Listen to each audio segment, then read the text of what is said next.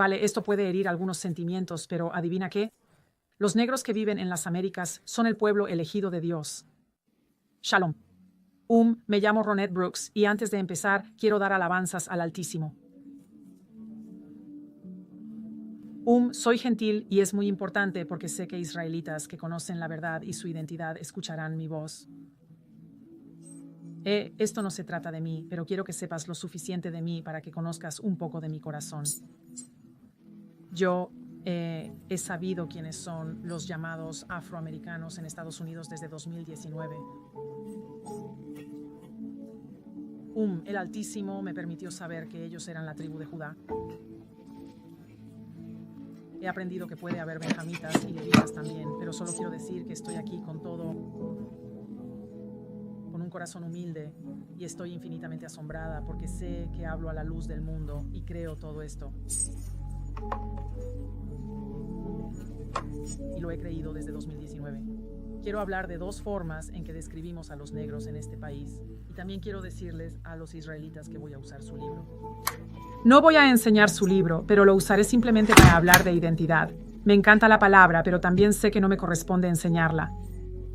No lo soy, pero voy a citar un poco. Entonces, hablando de identidad para los negros. En aquella época era poder para el pueblo, lo negro es hermoso.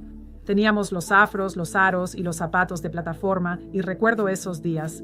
Y negro no era una palabra despectiva, pero en algún momento se volvió despectiva y adquirió una connotación negativa, así que empezamos a decir afroamericano.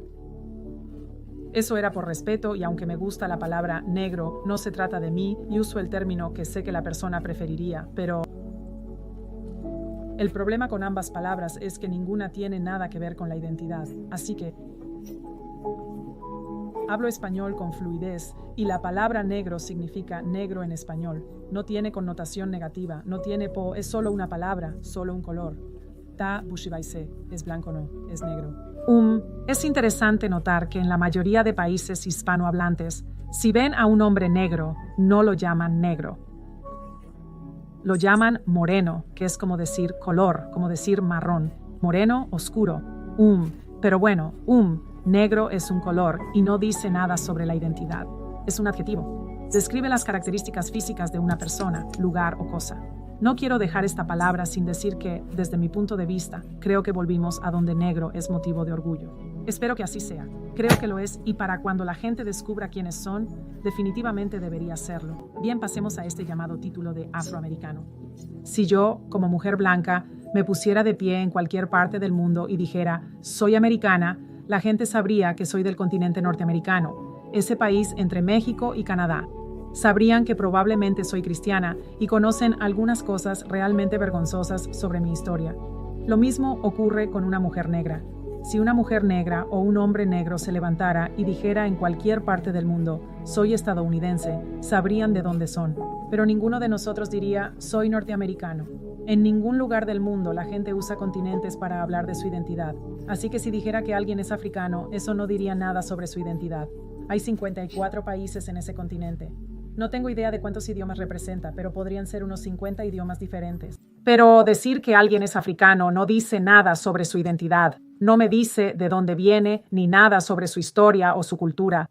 No hay identidad en eso. Lo mismo con africano, lo mismo con negro. Así que afroamericano es un término que dice aún menos, en mi opinión. Afroamericano, si vas a usarlo como identidad, podrías reducirlo a puertos esclavistas de África. No había identidad allí. La gente venía de todas partes. Así que quiero tratar la identidad de los negros en E-I-U-U. Y como alguien que cree en el creador del cielo y la tierra, el padre de Abraham, Isaac y Jacob, y la palabra que escribió, siempre quiero saber qué dice la Biblia. También la historia. No acudo a la Biblia para saber que existió la esclavitud. Sé que la esclavitud ocurrió por la historia, pero quiero saber qué dice la palabra sobre este tema. Para ser claros, millones de personas fueron trasladadas entre continentes.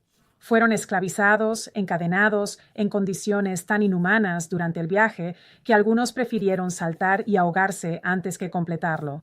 Esto representó violaciones de derechos humanos al máximo nivel, nunca antes vistas en la historia.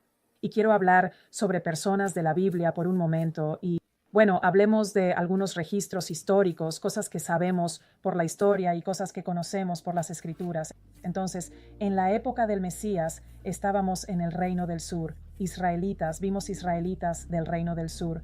Esa era la tribu de Judá, la tribu de Benjamín y algunos levitas. El reino del norte cayó aproximadamente 700 años antes. Y los israelitas vivían en la tierra hasta que Roma destruyó Jerusalén unos 70 años después de la resurrección del Mesías. Esto no fue solo la destrucción de una ciudad. Fue el desplazamiento masivo de todo el pueblo elegido por Dios. Y estas personas huyeron a regiones vecinas. Algunos fueron llevados cautivos y muchos se establecieron en África Occidental, manteniendo cierta identidad. ¿Qué quiero decir con eso? Mantuvieron tradiciones orales, conservaron su lengua, mantuvieron la memoria tribal en África Occidental. Así que esto no es una conjetura ni mi opinión. Esto es, ya sabes, esto es material respaldado por registros antiguos, tradiciones lingüísticas y lugares en África donde se ve que el hebreo tuvo impacto en las prácticas culturales. Pero lo más importante, la profecía. Quiero hablar sobre el pacto que el Altísimo hizo con su pueblo elegido. Primero vemos que el Altísimo cambió el nombre de Jacob a Israel. Jacob tiene 12 hijos. Estos hijos tienen algunas situaciones. Venden a uno de ellos, venden a José y él va a Egipto y la gente está allí. Y bueno, una nota al margen. José pasó por israelita, quiero decir, pasó por egipcio. Seguro que estaba calvo, bien afeitado y parecía un egipcio. Ya sabes, egipcio como las personas de África. José se parecía tanto a un egipcio que sus hermanos no lo reconocieron y muchos dicen, oh, había pasado mucho tiempo.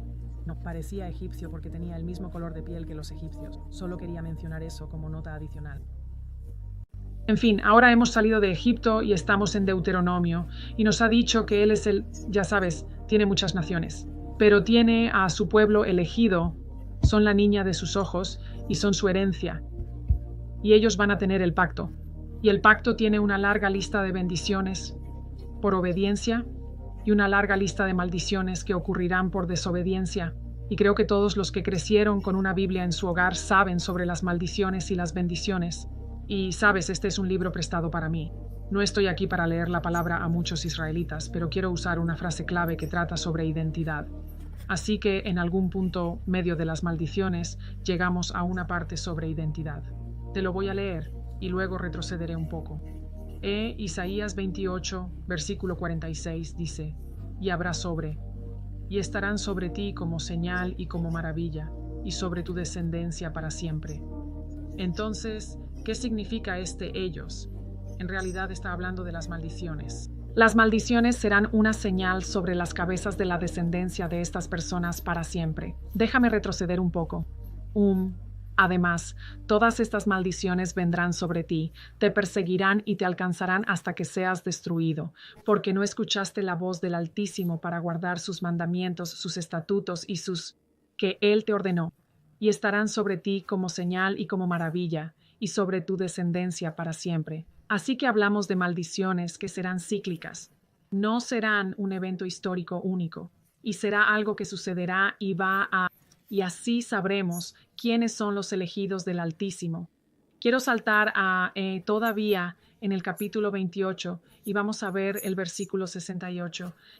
Y el Altísimo te llevará de nuevo a Egipto en barcos. Por el camino del que os hablé, no lo veréis más. Y allí seréis vendidos a vuestros enemigos como esclavos y esclavas, y nadie os comprará.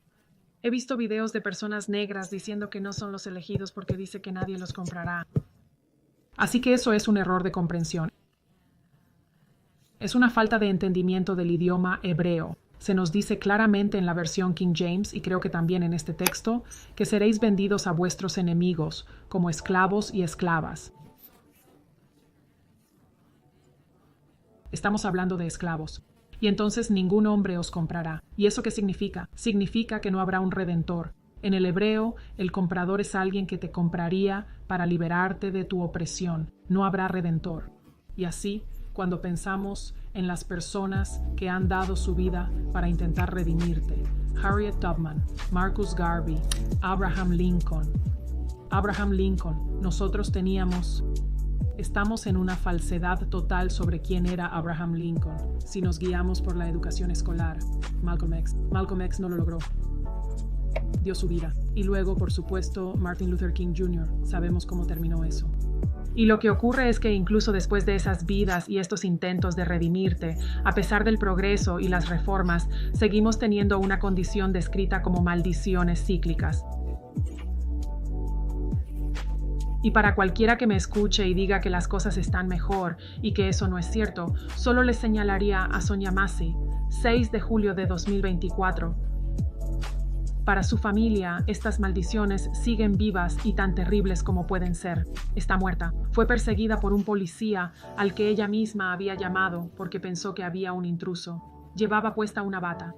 Creo que tenía un gorro puesto, si recuerdo bien el video. Y ella solo dijo: «Te reprendo en el nombre de Jesús», y se acercó a la estufa para agarrar una olla de agua hirviendo, y supongo que él pensó que lo iba a atacar con ella y lo último que dice es: «Vale, lo siento», y él le disparó. Así que para esa familia, las maldiciones siguen siendo reales. Hablemos de Robert Brooks. Robert Brooks agredió a su novia y estaba a punto de salir, había cumplido la mayor parte de su condena en prisión y fue golpeado hasta la muerte por un grupo de guardias. No prisioneros, sino guardias de prisión en servicio, pagados para golpearlo. Algunas personas en esa sala que lo golpearon o se quedaron mirando sin hacer nada ni siquiera fueron acusadas. Solo 4 personas fueron acusadas y fue como, no recuerdo, los conté una vez, pero había 10, 11 personas en la habitación. Fue golpeado brutalmente. Tenía heridas en la cabeza, los ojos, el bazo, el escroto. Literalmente lo golpearon hasta matarlo. Eso fue el 9 de diciembre de 2024. Estas maldiciones cíclicas que mis ojos pueden ver. Tengo ojos para ver esto, para reconocer quiénes son los elegidos. Es una cuestión de identidad. Es tu identidad. La buena noticia es que hay una herencia increíble, y si eres una oveja perdida de Israel y me escuchas, no soy tu maestro. Soy gentil. Tú serás mi maestro. Hay personas aquí listas para ayudarte, enseñarte y mostrarte dónde está tu redención. Me honra compartir esto y oro para que sea por el bien de Israel. Y ahora vamos a hablar una vez más sobre Egipto. En el idioma hebreo hay mucho lenguaje espiritual que se utiliza, y cuando miramos, por ejemplo, en Apocalipsis 11:8, esto habla de un Egipto espiritual. En la versión ESV dice: «Sus cadáveres yacerán en la calle de la gran ciudad, que simbólicamente se llama Sodoma y Egipto, donde también su Señor fue crucificado». Así que me ha sugerido un maestro israelita muy competente que esto no se refiere a Jerusalén. Esto es lenguaje espiritual y describe un país, una condición, no una geografía. No geografía. Estados Unidos es el Egipto espiritual, Babilonia en algunas traducciones. Y el Mesías no fue ejecutado en un árbol. ¿Y dónde están matando a gente en árboles?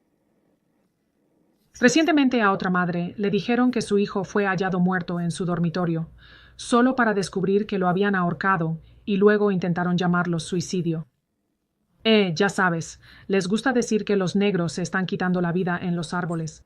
Así que Colin Kaepernick pagó por una autopsia y, sorpresa, fue asesinado. Tiene un traumatismo craneal por objeto contundente. Así que sí, eso es parte de nuestra historia, ¿no? Eso forma parte de la historia aquí. El pueblo elegido del Altísimo siendo asesinado en árboles, incluso hoy, tras su tiempo de injusticia por un odio perpetuo. Todo está en Deuteronomio. Egipto representaba la esclavitud en el Éxodo. América cumple ese papel espiritualmente en el juicio final. Y luego el otro punto que quería abordar. Uno de los argumentos es que cuando cayó Jerusalén, el pueblo israelita se dispersó.